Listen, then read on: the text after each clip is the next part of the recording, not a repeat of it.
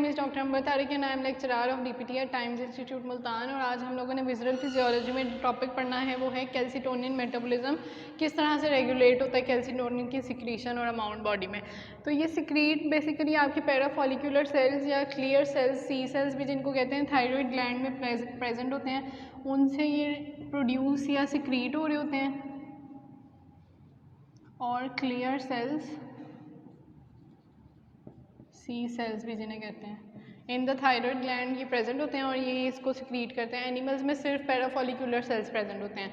उसके बाद आपके पास केमिस्ट्री और सिंथेसिस की याद होती है कि 32 पॉलीपेप्टाइड चेन होती है, 32 अमाइनो एसिड्स की, मॉलिक्यूलर वेट इसका 3400 होता है और सिंथेसाइज होता है फ्रॉम प्रोकैल्सिटोनिन।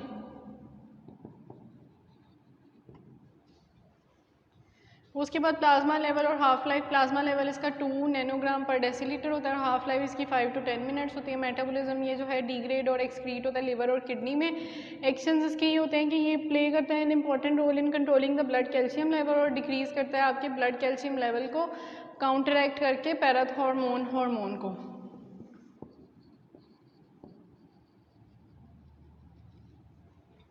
उसके बाद ये जो है कैल्सिटोनिन रिड्यूस करता है blood calcium level by acting on bones, kidneys, intestine. तो सबसे पहले हम बोन्स की बात करते हैं। कैल्सिटोनिन उसमें जो है इंक्रीज़ करता है आपकी ऑस्टियोब्लास्टिक एक्टिविटी को बोन्स की और फैसिलिटेट करता है आपकी deposition of calcium on bones को। और सेम टाइम पे ये सप्रेस करता है activity of osteoclast and inhibits the resorption of calcium from bones.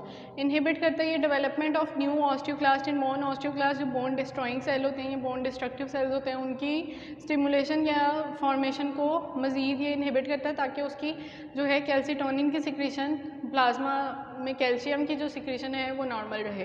Kidney में ये क्या करता है, इंक्रीज़ करता है excretion of calcium through urine और इनहिबिट करता है reabsorption of calcium from the renal tubules. Intestine में ये एब्जॉर्ब करता है कैल्शियम को from intestine into the blood, उसको प्रिवेंट करता है। फिर ब्लड फॉस्फेट लेवल इसका आ जाता है। With respect to calcium, calcitonin एक एंटागोनिस्ट है पैराथॉर्मोन का आपके पास।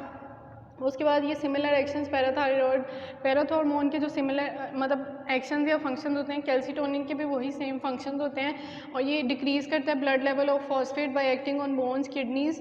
बोन्स में जो है ये इनहिबिट करता है resorption of phosphate from bone and stimulate कराता है deposition of phosphate on bones. Kidney में कैल्शियम इंक्रीज़ कराता है excretion of phosphate through calcitonin increase the excretion of phosphate through urine by inhibiting reabsorption from renal ट्यूबोल्स।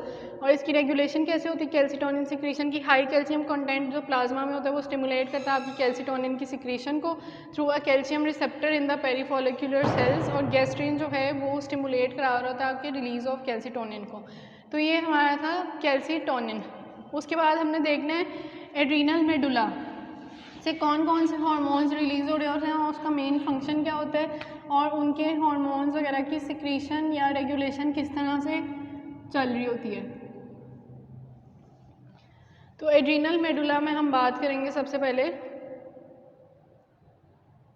Introduction इसका। ये medulla जो है inner part होता है एड्रीनल ग्लैंड का और 20% of mass of adrenal gland बनाता है। ये made up of interlacing cords of cells known as chromaffin cells. Chromaffin cell से बना होता है या इसको फियोक्रोम सेल्स भी कहते हैं।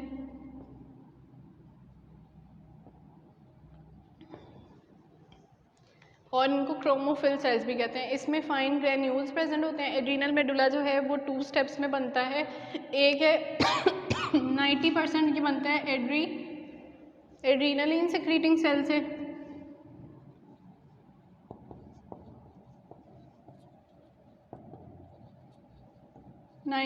फ्रॉम एड्रीनलिन सिक्रीटिंग सेल्स और 10% from noradrenaline secreting cells.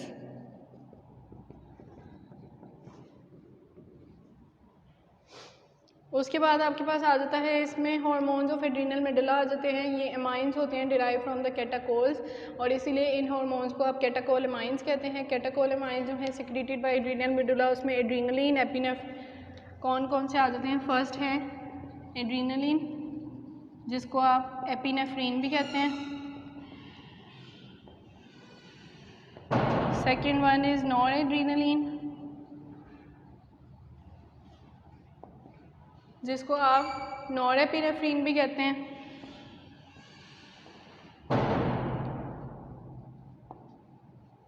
और लास्ट वन आपके पास आ जाता है डोपामीन। तो ये 3 हार्मोन्स होते हैं आपके पास। प्लाज्मा लेवल कैटेकोलेमाइंस का एड्रीनलिन का 3 माइक्रोग्राम पर डेसीलीटर होता है, नॉर एड्रीनलिन का 30 माइक्रोग्राम पर डेसीलीटर और डोपामीन का 3.5 माइक्रोग्राम पर डेसीलीटर। हाफ लाइफ इसकी 2 मिनट्स होती है। सिंथेसिस कैसे होती है? सिंथेसिस या इनकी फॉर्मेशन जो है अमाइनो एसिड ट्रायोसिन से ये फॉर्म हो रहे होते हैं in the chromaffin cells of adrenal medulla. ये हार्मोन्स जो हैं ये फिनाइल एलानीन से बन रहे होते हैं, फिनाइल एलानीन। उसके बाद फिनाइल एलानीन जो है वो कन्वर्ट हो जाता है ट्रायोसिन में। ट्रायोसिन से फिर ये जो हैं आपके पास adrenal medulla hormones ultimately develop होते हैं। उसके बाद सिंथेसिस, स्टेजेस ऑफ सिंथेसिस आ जाती हैं।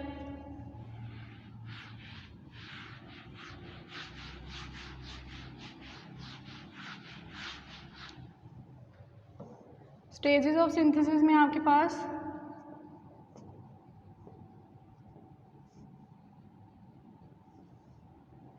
सबसे पहले आपके पास आ जाएगी formation of tyrosine from phenyl alanine, यानी फिनाइल एलानीन ये बना बॉडी में है, ये ट्रायोसिन में कन्वर्ट होगा। ये हो गई आपकी फर्स्ट स्टेज। ट्रायोसिन में कन्वर्ट हो गया इन the presence of enzyme phenyl alanine. ये कैटालिस्ट है हाइड्रोक्सिलेज। हाइड्रोक्सिलेज का मतलब होता है जिसमें हाइड्रोक्सिल ग्रुप जो है वो ऐड अप हो रहा हो। Uptake of tyrosine from blood into, फिर ट्रायोसिन जो है वो ब्लड से जाएगा आपके क्रोमोफिन सेल्स में। ये आपका सपोज सारा आ गया chromaffin cell,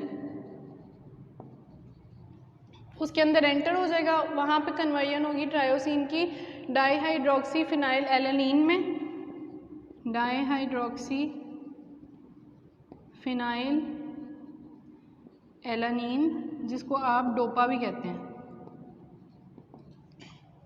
in the presence of tyrosine hydroxylase. यहाँ पे एंजाइम जो एक्ट कर रहा है वो है ट्रायोसिन हाइड्रोक्सिलेज। देन आपके पास आ जाएगा डी कार्बोक्सिलेशन होगी। डी कार्बोक्सिलेशन डोपा की होगी। डी कार्बोक्सिलेशन का मतलब है कि इसमें से कार्बोक्सिल ग्रुप जो है वो रिमूव हो रहा होता है और डोपामिन जो है कन्वर्ट हो जाता है in the presence of dopa carboxylase. Dopa carboxylase मतलब जिसमें एडिशन हो रही हो कार्बन डाइऑक्साइड की। Entry of dopamine into granules of chromaffin cells. यहाँ पे क्रोमोफिन सेल्स में हाइड्रोक्साइलेशन होगी डोपामिन की into noradrenaline. Noradrenaline में कन्वर्ट हो जाएगा in the presence of dopamine beta hydroxylase. Dopamine beta hydroxylase. पहले यहाँ पे आ गया कि डोपा कार्बोक्सिलेज की प्रेजेंस में ये डोपा में ही रहेगा, कन्वर्ट नहीं होगा किसी में। फिर डोपा से ये डोपामीन बीटा हाइड्रोक्सिलेज की प्रेजेंस में ये ग्रेन्यूल्स में चला जाएगा क्रोमोफिन सेल्स के, और उससे जो है नॉर एड्रीनलिन में कन्वर्ट हो जाएगा in the presence of dopamine beta hydroxylase. और उसकी फिर मिथाइलेशन होगी, रिलीज होगा nor adrenaline from granules into cytoplasm. ये जो है साइटोप्लाज्म में चला जाएगा। साइटोप्लाज्म में जाके वहाँ पे मिथाइलेशन होगी इसकी नॉर एड्रीनलिन की इनटू एड्रीनलिन। एड्रीनलिन में कन्वर्ट हो जाएगा। मिथाइलेशन होगी, मिथाइलेशन मतलब एडिशन ऑफ मिथाइल ग्रुप, और ये कन्वर्ट हो जाएगा एड्रीनलिन में in the presence of enzyme phenylethanolamine. Phenylethanolamine N methyl transferase.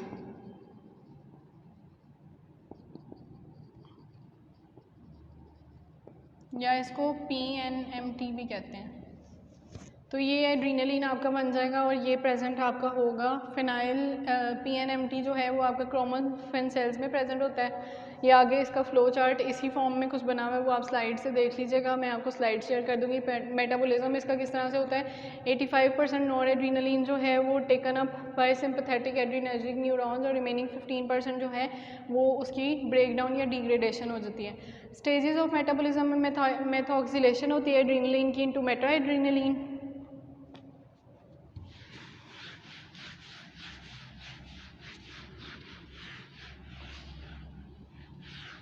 Metabolism अब देख लेते हैं इसका। उसमें आपका एड्रीनलिन जो है वो कन्वर्ट हो जाता है इनटू मेटा एड्रीनलिन।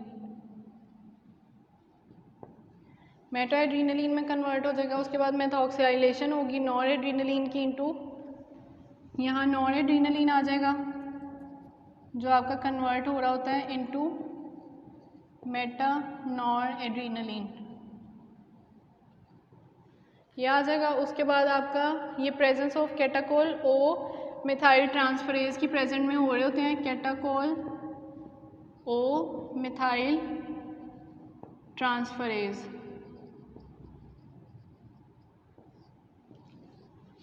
उसके बाद आपके पास आ जाएगा कि मेटा एड्रीनलिन और मेटा नॉर एड्रीनलिन जो है वो टुगेदर कॉल्ड मेटानेफ्रीन्स।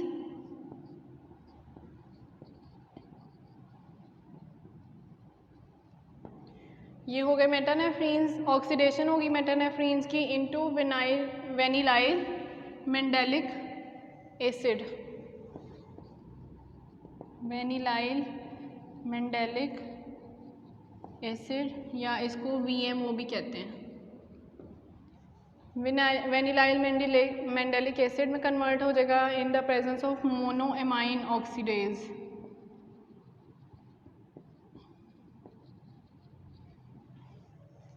देन आपके पास ये इसकी मेटाबॉलिज्म होगी। रिमूवल कैसे होता है फिर इनका, catecholamines remove from the body through the urine in 3 forms.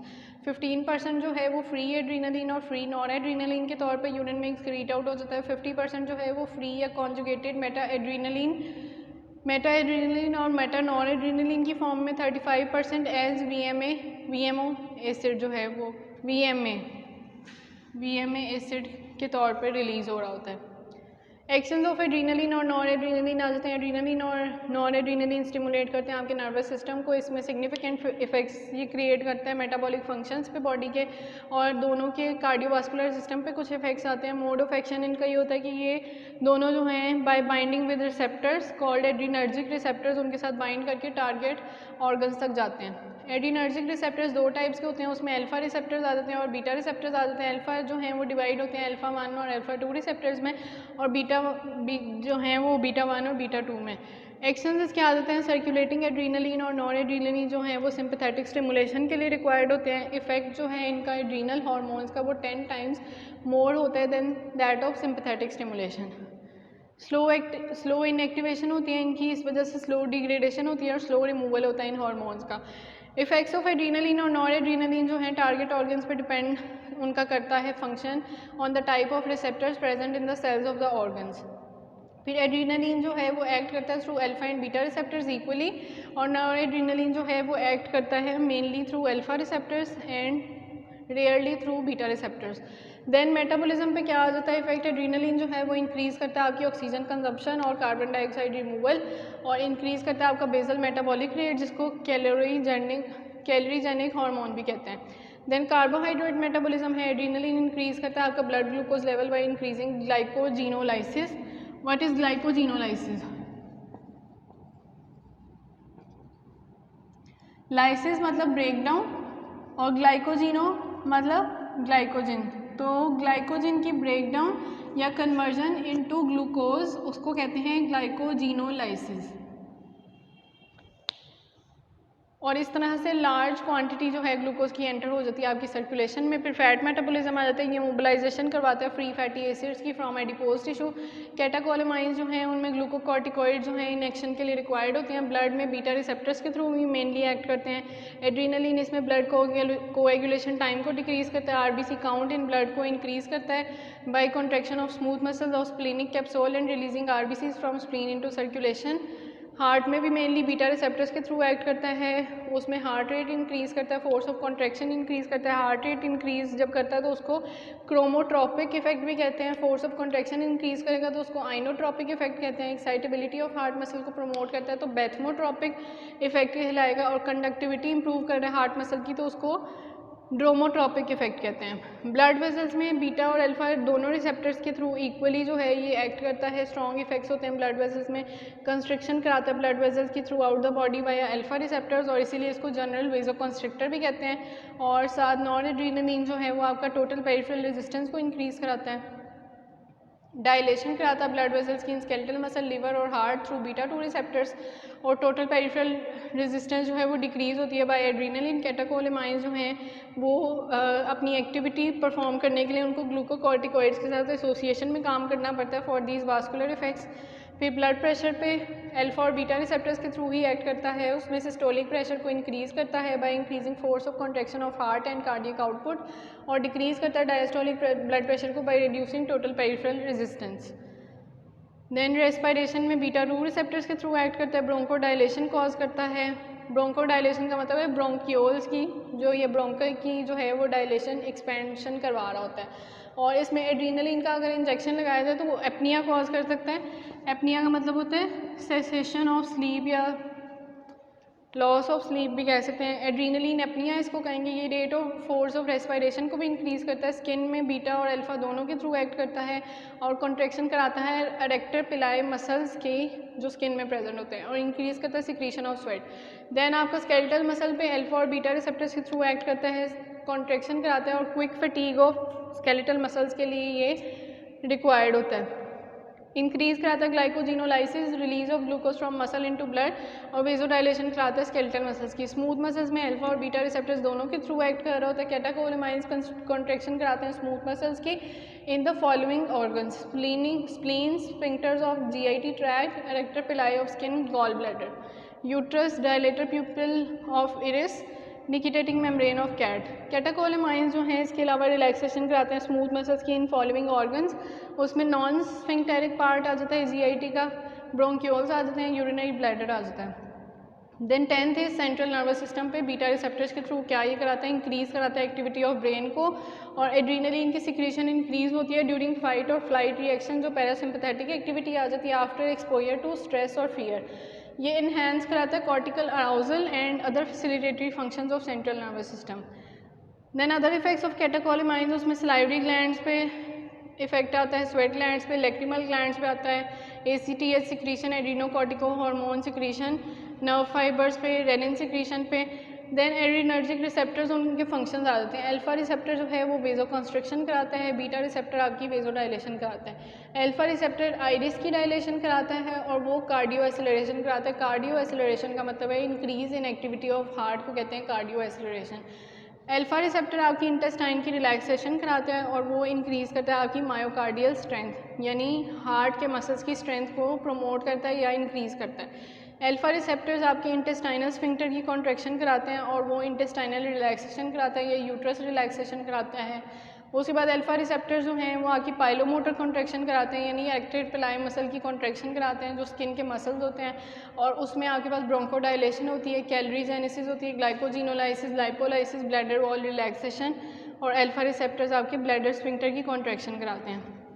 Then आ जाती है इसकी regulation of secretion of adrenaline and non adrenaline. इसमें जो है ये एड्रीनल मेडुला से सिक्रीट हो रहे होते हैं और स्मॉल क्वांटिटीज़ में ड्यूरिंग रेस्ट भी सिक्रीट हो रहे होते हैं। ड्यूरिंग स्ट्रेस कंडीशंस में सिंपैथो एड्रीनल डिस्चार्ज की वजह से या सिंपैथेटिक एक्टिविटी के इंक्रीज़ की वजह से लार्ज क्वांटिटी ऑफ कैटेकोलेमाइंस जो हैं वो रिलीज़ होना शुरू हो जाते हैं। तो हार्मोन्स जो हैं ये प्रिपेयर करते हैं बॉडी को फॉर फाइट और फ्लाइट रिस्पॉन्स या रिएक्शंस, और इनकी सिक्रीशन इंक्रीज़ होती है during exposure to cold and hypoglycemia also. Cold मतलब ठंड में भी इनकी सिक्रीशन या रिलीज़ ज़्यादा हो जाता है, और हाइपोग्लाइसीमिया यानी ग्लूकोज लेवल अगर बॉडी में कम है तो उस कंडीशन में भी इनकी सिक्रीशन ज़्यादा हो जाती है। देन डोपामिन आ जाता है secreted by adrenal medulla, also secreted by dopaminergic neurons in some areas of brain, जिसमें पर्टिकुलरली बेसल गैंग्लिया कॉमन है। ब्रेन में जो है ये हार्मोन एक्ट करता है एज अ न्यूरोट्रांसमीटर, और इंजेक्टेड डोपामिन जो है, अगर इंजेक्शन डोपामिन का लगाते हैं तो उससे क्या क्या इफेक्ट आ रहे होते हैं, वेजो कॉन्स्ट्रिक्शन होती है, वेजो डायलेशन होती है मिजेंट्री में, increase in heart rate via beta receptors, increase in systolic pressure but does not affect diastolic blood pressure. और ये आपका टॉपिक यहीं पे ख़त्म होता है। थैंक यू, अल्लाह हाफिज़।